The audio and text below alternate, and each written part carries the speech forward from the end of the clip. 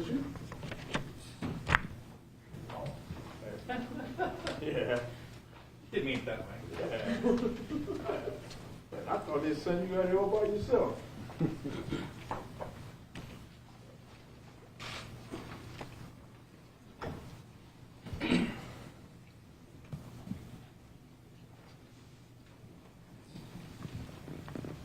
All right.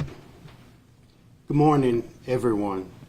My name is Deputy Chief Myron Daniels. I'm the Chief of Staff here for the Baton Rouge Police Department.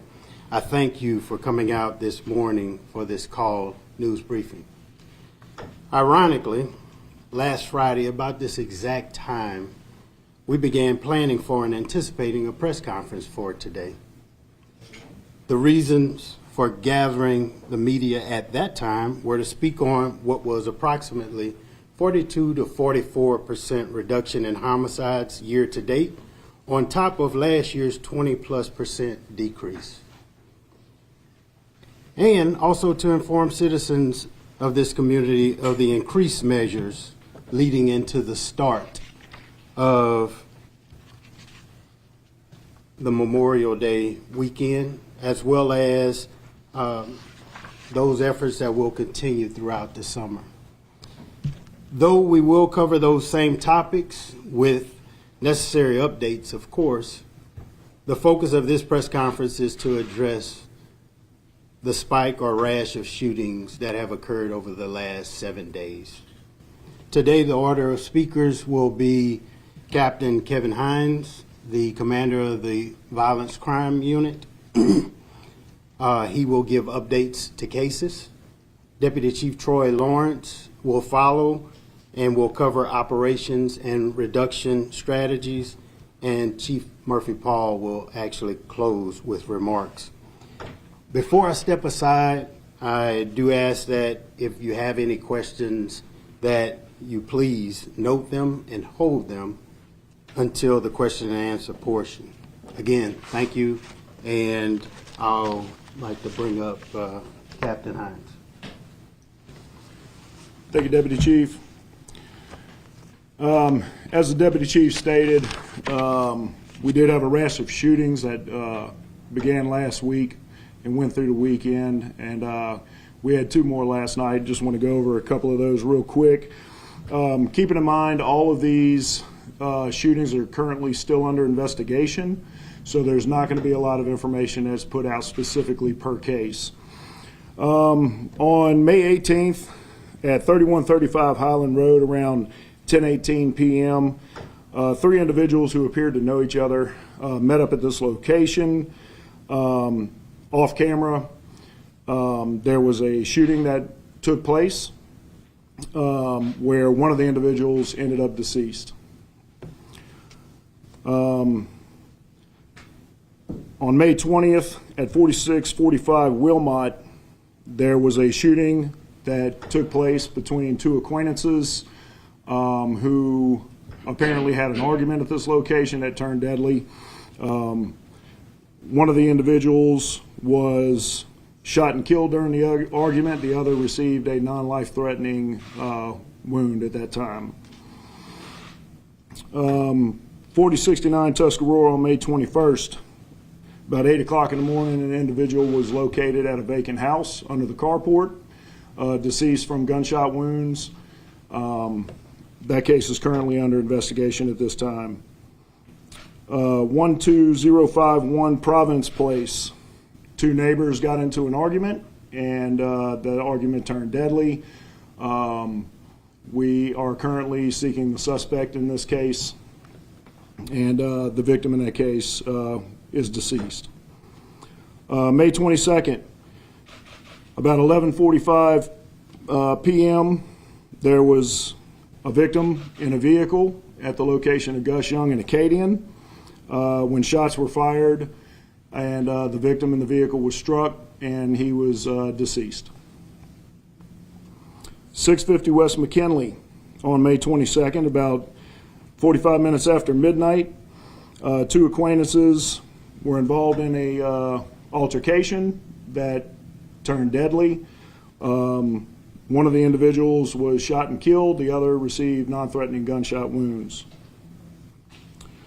on May 25th, just yesterday, at around 10:30 p.m., a victim was shot and killed in a residence in the 12,000 block of Robbie. And early this morning, around 30 minutes after midnight, around North Street and 31st, two victims were in a vehicle when they were fired upon, and one of the individuals was shot and killed. And I apologize, the individual in that case is not deceased at this time. He is in critical condition. Of all these shootings that we've had, at least two appear to be drug-related. Three were arguments or fights that led to shootings between persons who were acquainted or related. Three have unknown motives or suspects at this time, and two of these shootings are going to possibly be justifiable, but they are still under investigation. Like I said before, all 8 of these incidents are still currently under investigation, and at this time, that's all the information we're going to be able to put out on them.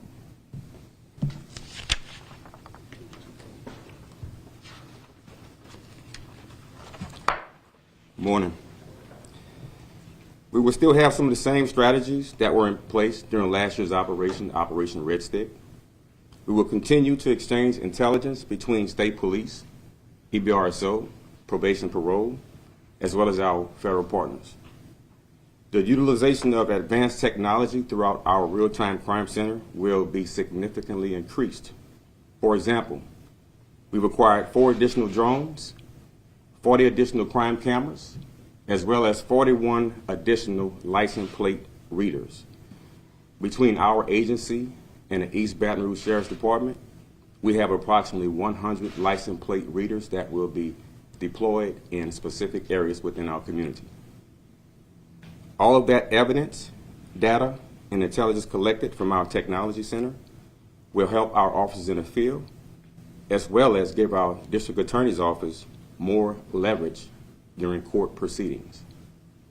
More importantly, we've identified some administrative positions that will be reassigned and repurposed to address violence in our city throughout the entire summer. Thank you.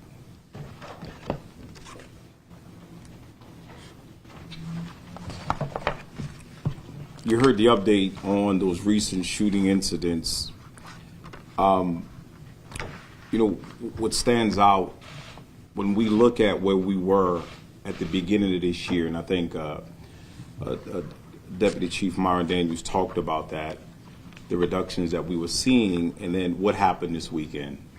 I know you all follow these incidents closely, and you'll see that what happened this weekend was not the norm as it relates to what we have been experiencing this year. So we know that the strategies that we have in place had been working at the end of last year, and we were building on them, and then this happened. Let me be clear. All of these incidents are under investigation. We know that there were, in most of these, just like most of our cases where we can show a motive, that there was an argument, a disagreement that proceeded. One of the things that I want to focus on is what we can do to prevent these incidents from happening. I want to make you aware that this is Mental Health Awareness Month. When you have incidents of individuals who know each other, who are associated with each other, and those disagreements lead to violent encounters, my message is to the family members, the loved ones, the brother, the sister who know that there's someone in their residence that's experiencing a mental health crisis. We have the Bridge Center for Hope. They're waiting to provide services to you. You can call them. You can drop your loved one off to get the help that he or she needs. That's the Bridge Center for Hope at 3455 Florida Boulevard. You can visit them on the website at brbridge.org. That's 225-256-6604. You heard about the nexus of drugs in some of these incidents that have recently happened. we have resources that are available to you.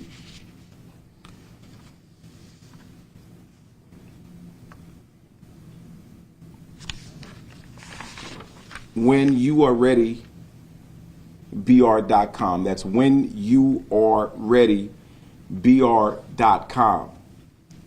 There are members in that organization who have canvassed more than 300 neighborhoods based on data that we provide. There are service providers who have handed out Narcan to prevent overdoses.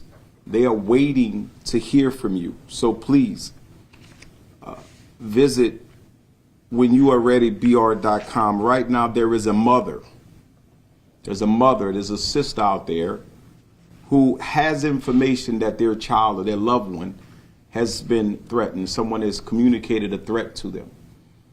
We have Truce BR. That's callatrucebr.org or 225-239-7835. We have members of our Baton Rouge Community Street Team. That's 1-877-99-BRCST or info@brcst.org. There are highly trained individuals who are waiting to hear from you. They're waiting to get that call from a mother or from a loved one to say, I need help. I need help. I know that my child is involved in group violence. I know that my child has been threatened. I know that my child has communicated his intent to harm someone. Pick up the phone and call. We have service providers that are waiting for your call. And then there's Crime Stoppers, 225-344-STOP. We know that when we look at these cases and when I'm briefed by my team that there were opportunities for intervention. Yes, I wish you would pick up the phone and call law enforcement and give us that opportunity. But we're saying if you're not comfortable with that, there's a list of service providers that I just provided to you that can help you resolve those matters, that can help you de-escalate that conflict or those differences so that it does not have to lead to a violent encounter. And there's those out there who are listening today who want to get involved in some of the work. www.safehopefulhealthybr.com. Please go to the website. Connect to the work that's being done in this community. Come out and attend the meeting. Learn about the service opportunities. Join the work group where we're trying very hard and we're committed to reducing violence in this city. And we're not going to stop. You can visit www.summerofhopebr.com for upcoming events this summer to participate in roundtables. And let me say this. For there to have that many shootings in such a short period of time, after all of the work that we've been communicating to this community that was being done, I've directed my team, and we're not going to go into the specifics on that, to continue to aggressively pursue that small group of individuals that are violent for crime, that are involved in violent crime in our city. And if you want to know who they are, that person who's sitting at home right now, who know who that person is, or the persons who are involved in some of these incidents. We will continue building our cases, and you will continue to see us. And yes, when we arrest you and they get out of jail, you're going to see us again. And yes, when we arrest you and they let you out of jail again, you're going to continue seeing us. I get sick and tired of hearing from our police officers that we're dealing with the same individuals. And I'm talking about people we arrested for homicides, facts. I'm talking about people we arrested for shootings, facts. And every time there's a shooting, you want to blame these men and women who are wearing this uniform. We are dealing with the symptoms of crime. There has to be more accountability. More than 4,000 felon arrests last year. Now, how many of them you think are still walking the streets? Do a story on that. We gotta stop letting these violent criminals who will continue to terrorize our neighborhoods out on the streets. If we just focus on them, guess what? We can reduce crime another 20%.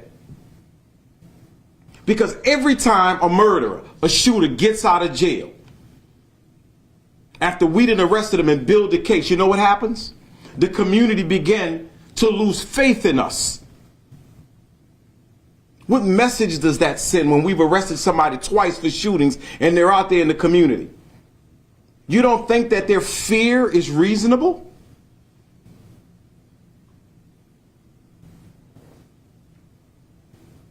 Get involved.